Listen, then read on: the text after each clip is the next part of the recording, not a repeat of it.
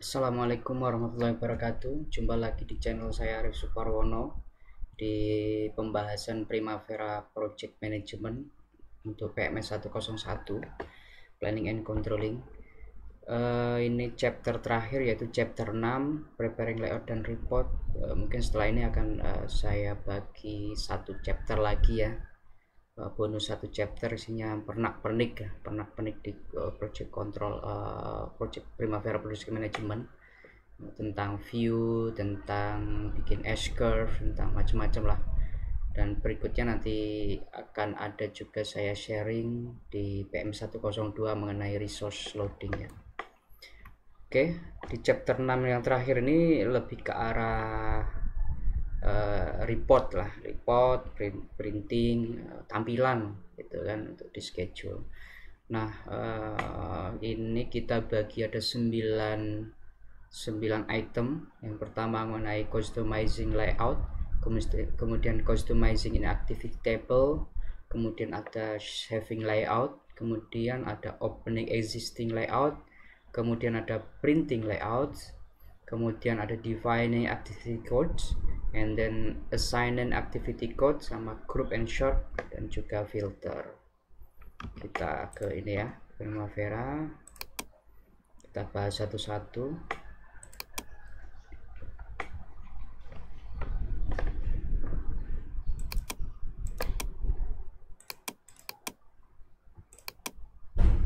Oke. Yang pertama mengenai layout, yaitu apa tadi kita? Customizing layout. Jadi customizing layout itu seperti ini ya teman-teman. Kita kalau mau membuat layout report, kita klik di sini, klik kemudian layout. Ini kalau open itu kita membuka layout yang pernah kita simpan. Ini menyimpan layout, ini menyimpan layout untuk layout baru gitu kan. Nah, untuk membuat layout itu tahap pertamanya kita masuk ke sini, print atau print preview. Di sini print review, ini kan isinya ada header, ada footer gitu kan di bawah. Ini kita bisa setting di sini di pojok kiri atas, page setup. Nah, di header ini ukuran header panjangnya ini bisa kita setting di sini. Tuh. Kemudian ini header ini bisa dibagi beberapa kolom, ada 3, 4. Ini bisa kita buat di sini. Terus ini untuk header ini kita bisa setting di first page atau last page, atau semua page atau no page. Nah, umumnya header ini itu kita setting di all page ya, umumnya ya. Ya mungkin kalau teman-teman mau bikin schedule yang next page-nya nggak ada headernya, nggak ada footernya, ya bisa jadi, cuman umumnya sih complete set gitu ya. Nah, header itu terbagi 3 misalnya gitu. 3 itu isinya ada macam-macam nih. Kalau yang ini bisa isinya Gantt legend gitu. Jadi Gantt legend itu isinya nanti kayak legend lah, legend table lah gitu kan. Table itu isinya apa, misalnya bar hijau itu artinya apa, bar merah artinya apa gitu. Kemudian picture itu kita kalau mau ngasih logo, sebenarnya logo itu bisa diisi di picture atau di teks logo, sama aja sih, sama enaknya juga. Cuman kalau picture itu munculnya cuman picture aja, kalau teks logo mungkin teman-teman mau nambahin teks atau apa di situ. Kalau revision box itu ya isinya kayak revision kayak yang, tapi ini dipakai pasti yang di footer. Kalau header sih jarang lah ada revision logo, tapi mungkin ada sebagian perusahaan membuat revision logo di atas, oke gitu. Kalau storage image itu saya belum pernah menggunakan, saya juga nggak paham ini apa. Umumnya itu kita taruh logo di sini. Kemudian kalau mau nambahin misal teks logo, mengganti logo di situ, tinggal modify. Ini kita hapus misalnya gitu, kita terus tambahkan teks itu di sini macam-macam kan. Ini kita bisa tambahin logo dari sini, kemudian kita cari source-nya gitu. Misalnya kita mau isi logo apa gitu kan. Jadi harus bentuknya harus ini ya, apa namanya, JPEG ya. Kalau bentuknya selain JPEG itu nggak terbaca, kemarin saya coba nggak terbaca. Jadi bentuknya harus JPEG. Kita masukkan contoh aja ya, mungkin logo perusahaan saya lah sekarang gitu kan. Logo misalnya ini, misalnya ini klien misalnya gitu, kita masukkan di sini. Nah, untuk biar fit dengan boxnya, kita bisa kecilin dengan ini kita bisa tarik ini gitu. Itu bisa kita taruh pinggir, tengah gitu, rata bawah, rata samping kanan, rata samping kiri, tengah gitu. Oke.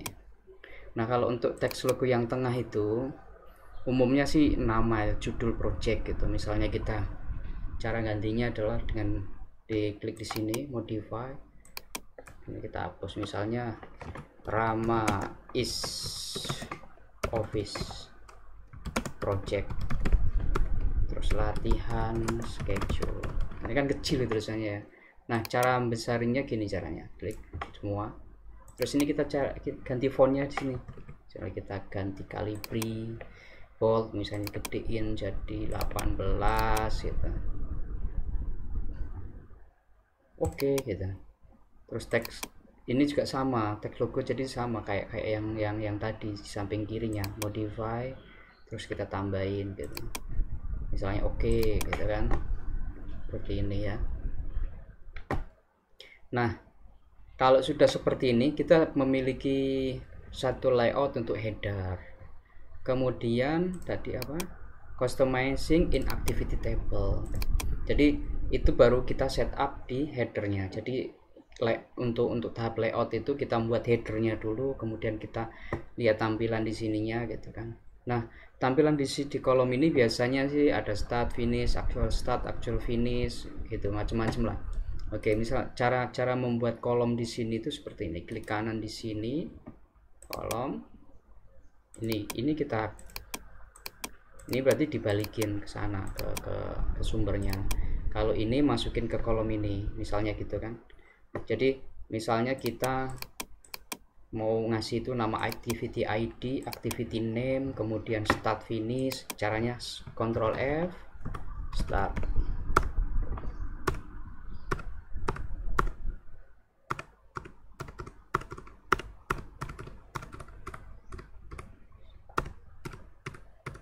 Nah, start di sini gitu kan. Terus finish.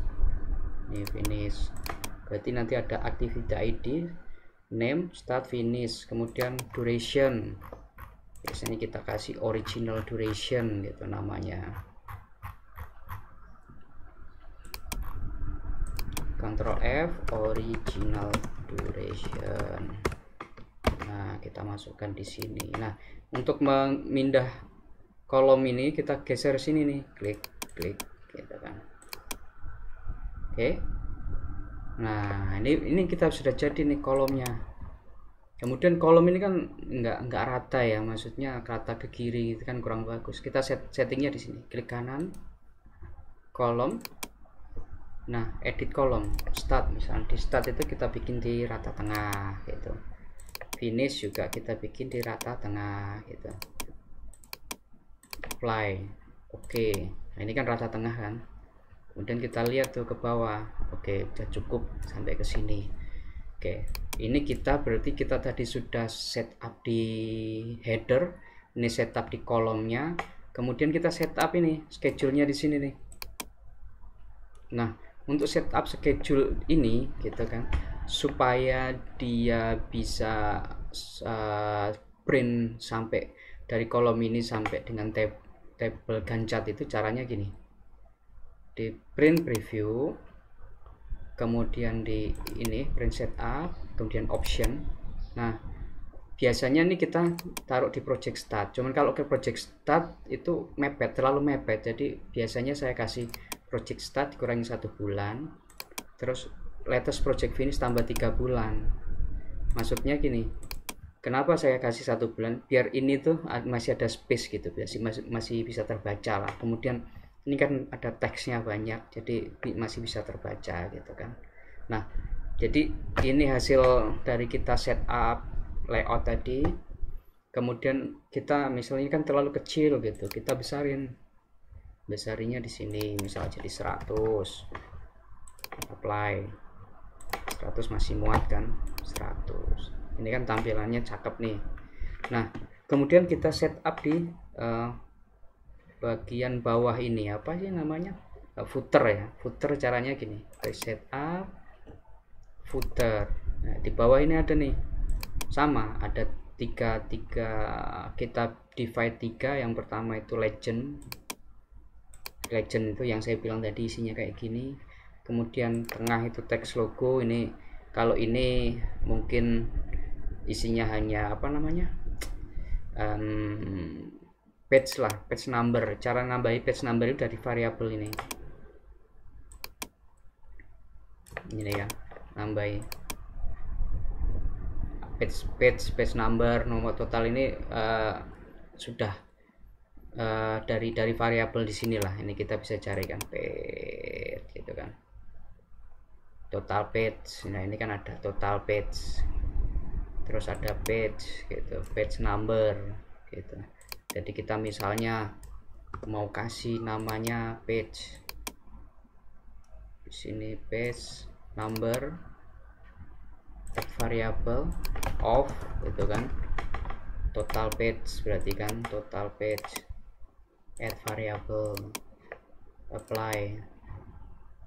Ini kan 1 of 1 gitu kalau nambahin. Kemudian paling kiri biasanya revision box, itu cara nambahinnya itu. Ini klik revision box, ini kita bisa isi tanggalnya, revision numbernya, dicek by, approve by gitu kan. Ini dari sini.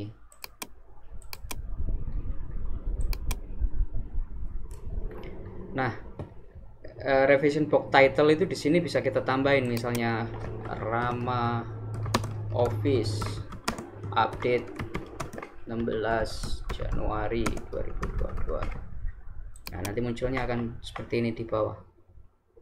Itu. Ini cara membuat footer. Setelah kita setting semua ini jangan logo perusahaan ya, nanti nggak enak. Headernya kita ganti, kita kasih jangan logo perusahaan.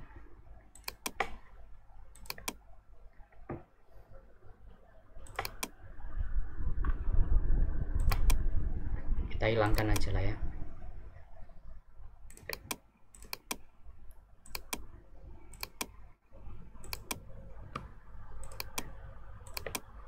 Yang penting teman-teman udah tahu cara nambahin logo. Kemudian kita simpan ini layoutnya, karena kita udah setting kolom, setting header footer, kemudian setting gancat di sini. Kita simpan tuh layout, save as, namanya latihan misalnya gitu, save. Nah ini kita sudah punya layout nih, seperti ini jadinya. Oke, ini kita sampai customizing layout, customizing inline activity label, terus saving layout, kemudian opening existing layout. Nah opening existing layout itu misalnya kita tadi ini ya, kita kan udah simpen nih, cara membuatnya itu layout open. Nah dia akan tanya nih, layout yang sekarang mau disimpan atau tidak gitu. Kalau misalnya kita menggunakan layout yang lain terus kemudian nggak mau disimpan, ya tidak gitu. Tapi kan gini kita baru bikin tadi, kita simpan yes. Nah di sini banyak nih sebenarnya di global ini sudah ada. Global ini itu template lah kalau kita mau pakai, cuman jarang gitu saya gunakan di sini karena ini general banget gitu. Jadi ini yang saya buat di sini versi 1, 2, 3 gitu kan. Ini tinggal buka gitu. Misalnya kita buka latihan, apply, kan sudah kan. Misalnya kita buka ini apply, beda lagi kan. Ini apply gitu. Ini cara membuka layout. Kemudian berikutnya adalah printing layout. Nah, jadi kalau kita sudah edit semua dari header, footer, kemudian table, gancat, printnya ya gampang aja, print preview, print. Ini kita bisa bikin PDF, kita langsung print ke printer atau apa gitu. Kita coba print PDF ya. Klik. Nah, dia akan cari nama, kemudian kita taruh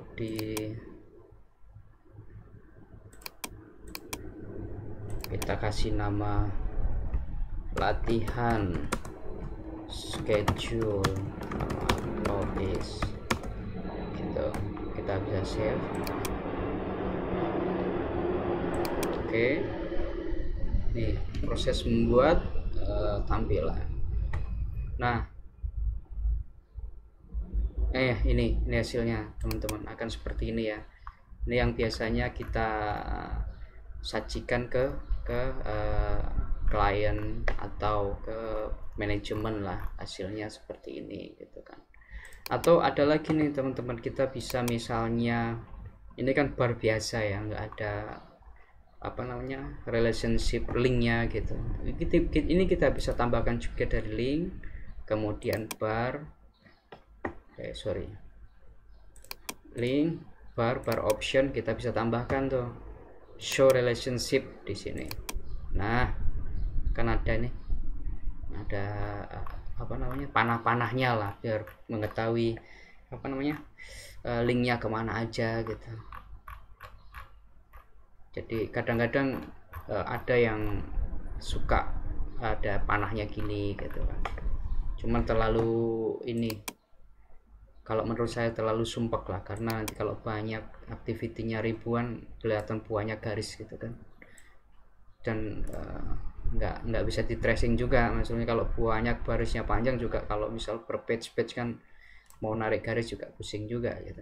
Tapi ya oke lah, ini tergantung teman-teman juga enaknya gimana gitu. Kemudian pembahasan berikutnya defining activity code. Oke, sebelum itu coba kita ini ya, tadi misalnya ada berikutnya pembahasan mengenai layout. Ini sebenarnya bisa kita simpan. Caranya adalah kita masuk layout atau open, ini kita save dulu, terus layout yang kita buat ini kita ekspor, supaya nanti kalau misalnya kita ngeprint tuh di tempat lain atau ngirim ke teman-teman yang lain itu nggak perlu membuat lagi gitu kan, gampang ininya gitu, apa namanya, langsung apply gitu. Jadi kita simpan, misalnya kita simpan di mana gitu, kita coba personal training, kita simpan namanya latihan layout,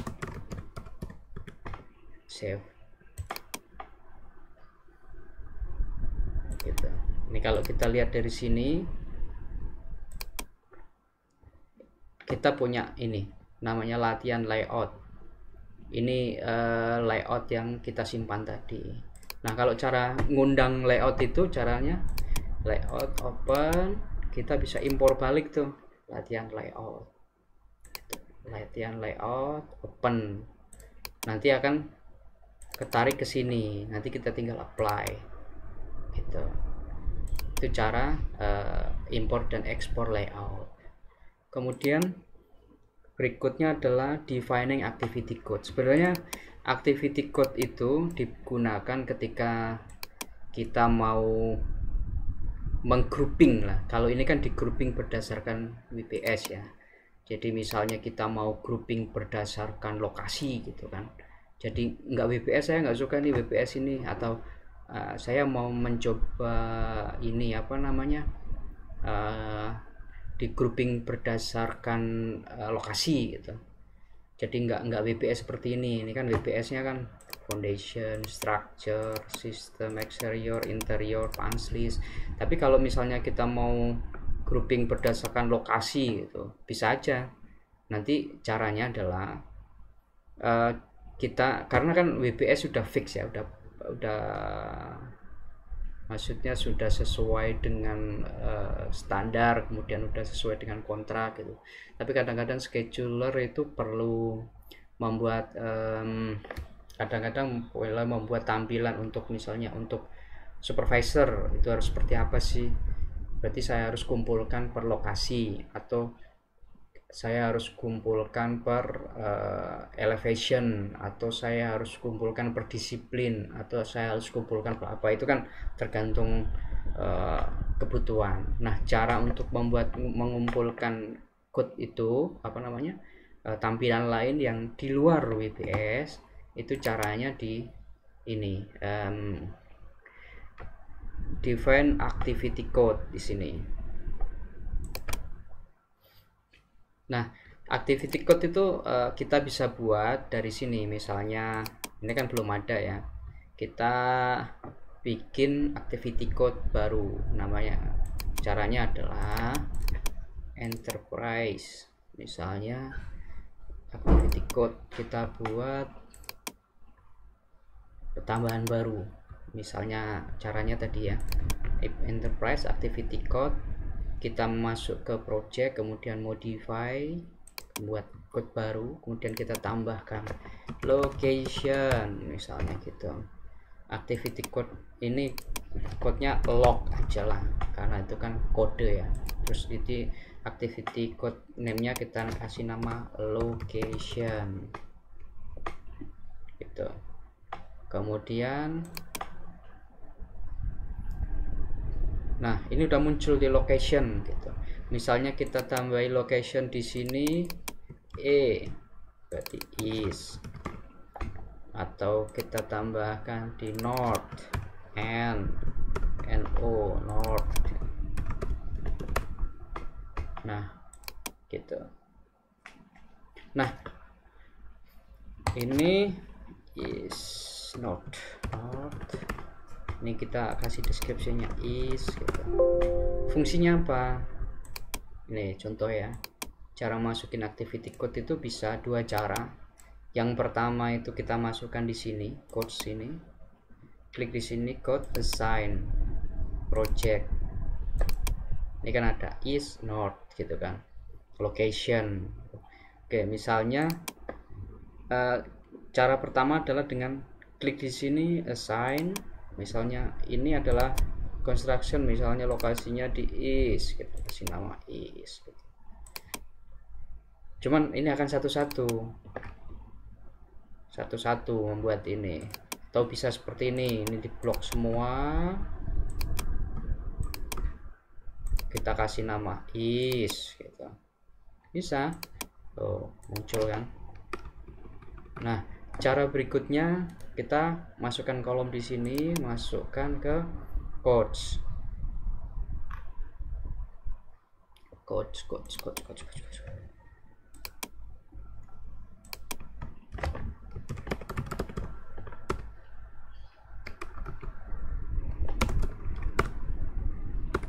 Nah, activity codes itu di paling atas ini ada yang kita bikin tadi, project.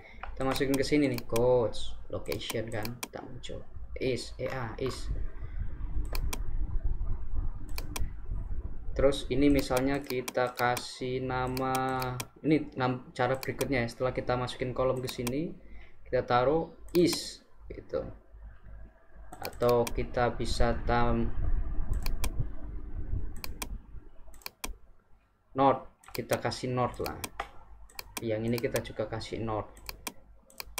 Lalu misalnya yang lain nggak muncul, teman-teman bisa klik seperti ini, klik terus value filter, ini all value gitu, biar muncul semua gitu kan. Nah, coba ya kita buat ini north sama east. Nah, ini cara kedua, ini sangat simpel. Kita klik di sini, klik, drag ke bawah. Kalau mau misalnya mau biar sama sampai ke bawah, terus klik tombol shift Ctrl E, lebih mudah kan, Ctrl E ke bawah. Nah, fungsinya apa? Adalah fungsinya nanti akan grouping ya. Kalau ini kan grouping berdasarkan WBS. Kita coba ya, klik dari sini group, ini kita hapus dulu, kita masuk location, ini kan yang kita buat location, apply. Nah, jadi schedule kita akan grouping otomatis berdasarkan location yang kita set tadi. Ini fungsinya itu. Tampilannya akan seperti ini, teman-teman. Nah, is not itu untuk tampilan sih. Itu cara sederhana, cara simple lah. Nanti teman-teman bisa setting location atau setting activity code di macam-macam lah itu. Oke. Itu kita ngomong mengenai activity code sama assigning activity code. Oke, kita masuk ke grup ya. Grup. Jadi ini yang sebenarnya tadi udah kita lakukan, tapi ini akan kita lihat lagi cara grouping ya. Kalau grouping yang ini kan berdasar caranya membuat grup seperti ini tadi adalah kita klik di sini di group and sort by. Ini kita hapus. Kalau memasukkan caranya klik di sini, cari WPS misalnya gitu. WPS. Indent itu biasanya dia akan berlevel sampai ke berapa gitu. Kalau ini kita uncheck, dia akan tanya itu. Ada kita mulai level 3 dulu, level 2, level 4, berapa level gitu. Kita bisa atur-atur puter-puter lah. Misalnya dari level 1 kita lihat WPS terus level 3 gitu caranya. Apply. Berarti kan hanya 1 sampai 3 doang tuh gitu. Nah, kalau misalnya kita munculkan semua aja lah, umumnya sih gitu sih, langsung di grup di WPS, klik indent, ini all, terus apply, akan muncul semua gitu kan. Ini kita sembunyikan dulu location activity code nya. Oke, itu cara grup. Bisa jadi seperti ini kan ada banyak menu ya. Ini show group total, show grand total. Jadi ini nanti ini adalah untuk tampilan. Misalnya kalau yang grup total itu yang paling atas, misalnya kita hilangin gitu kan. Nah, tuh seperti ini, dia nggak ada tulisan grup apa namanya. Tadi kan total durationnya nggak muncul, kemudian start finishnya muncul. Kalau ini nggak muncul, ini kita munculkan. Ini di bawahnya misalnya masing-masing ada gitu. Kemudian yang lain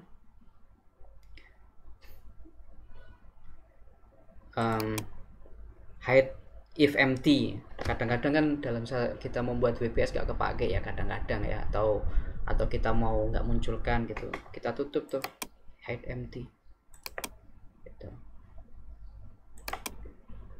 Terus kemudian ini title coba kita lihat apa munculnya. Ini WPS interior, WPS berapa nih untuk munculin title. Ini code-nya code 2.6 2.5 ini code gitu. Ini sih biasanya jarang saya gunakan, hanya muncul WPS name nya aja gitu. Jadi ini cara grouping tampilan ini supaya bisa kita sajikan gitu. Yang terakhir adalah tadi group and sort sudah. Filter ya.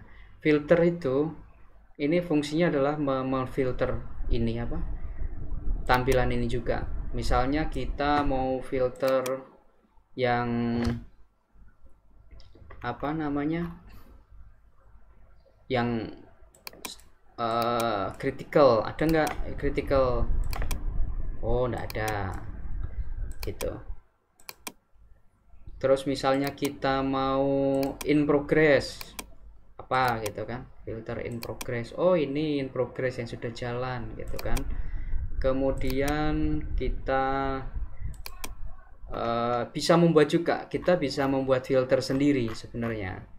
Nah, itu kalau mau buat filter apa, misalnya 3 month look ahead atau 3 week look ahead, itu teman-teman bisa cari di Google lah apa namanya cara membuat itu apa namanya stringnya itu berapa gitu. Caranya membuat itu seperti ini. Cara membuat filter baru itu diklik di new. Di sini kan banyak parameter ya. Ada di sini ada where, kemudian apa namanya date, misalnya date, start date, start itu yang misalnya equal atau greater than, berarti kan lebih dari. Ini sebenarnya apa namanya, kayak di Excel lah, kan fungsi-fungsi itu loh. Nah itu teman-teman bisa sambil googling sih. Saya nanti akan beri contoh di chapter tambahan aja. Jadi apa namanya, filter ini kan biasanya banyak kayak trim look ahead, 3 week look ahead, atau kita bikin apa namanya, milestone list gitu, atau filter kita bikin yang critical list gitu. Tapi kalau critical kan sudah ada di sini ya gitu. Kemudian banyaklah filter-filter. Kalau kita mau buat sendiri caranya ya tadi new gitu. Kalau kita modify, kalau kita sudah bikin seperti new gitu kan, terus kita mau modify, cara modifikasi caranya klik di sini modify, sama aja dia string-string ini kayak di fungsi di Excel gitu. Oke, nah seperti ini, klik terus. Kemudian kalau kita mau munculkan semua all activity, oke, itu ini chapter terakhir teman-teman, sampai ke cara printing dan tampilan Primavera. Mungkin ini yang closing dari Primavera Project Management PMS 101. Jika masih ada yang perlu ditanyakan silahkan tulis di kolom komentar, atau kalau perlu privat silahkan kontak ke nomor yang saya cantumkan di description. Besok akan saya lanjutkan, nanti saya kasih bonus 1 chapter pernak-pernik macam-macam lah, mengenai ada admin, kemudian ada cara user preference dan lain-lain, nanti saya akan kasih di chapter tambahan. Selamat belajar, semoga bermanfaat. Selalu coba trial untuk membuat schedule. Jika ada kesulitan silakan kontak saya. Terima kasih. Sampai jumpa lagi. Assalamualaikum warahmatullahi wabarakatuh.